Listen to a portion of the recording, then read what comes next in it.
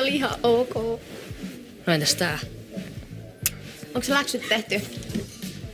Severi oppii just miten ruotsiksi sanotaan söpö. No sehän on kiva.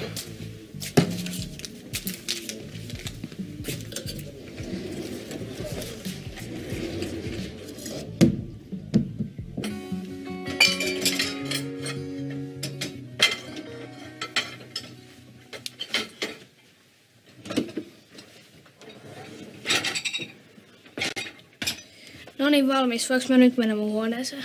Totta kai. Joo, munkin pitää lähteä.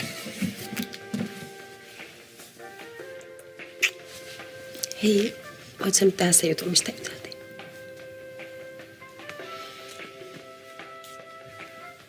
Laitas toi vielä kiinni. Miksi? En tehnyt mitään. Eeva kertoi, että sä olit nähnyt tänään taas sitä Violaa. No mitä sitten? Näette sitä useinkin. No joskus koulun jälkeen. No, mulla on vaan frendejä. Pussaileeks frendit sulle? Eikö mä saa ikinä olla rauhassa teidän kyttäämisellä? No et, koska sä hölmöilet. Nyt loppuu ne pussailut. Te voitte olla kavereita, mutta ei muuta. Onko selvä? Todellakin.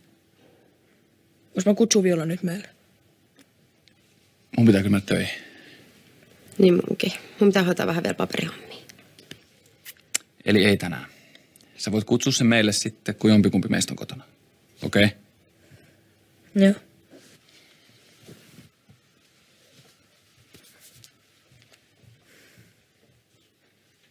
Vähän kesken. Mikä? Siistiä. Kuka toi oli? Yksi meidän luokkalainen tyttö. Just. Sun pitäisi tekstailla vaan sun tyttöystäväs kanssa. No ei mulla mitään tyttöystävää. Huviksenko sä mua pussailit päivällä? No sähän pyysit. Haluatko mä seukataan? Mä en seurusteli sun kanssa, vaikka maksettaisi.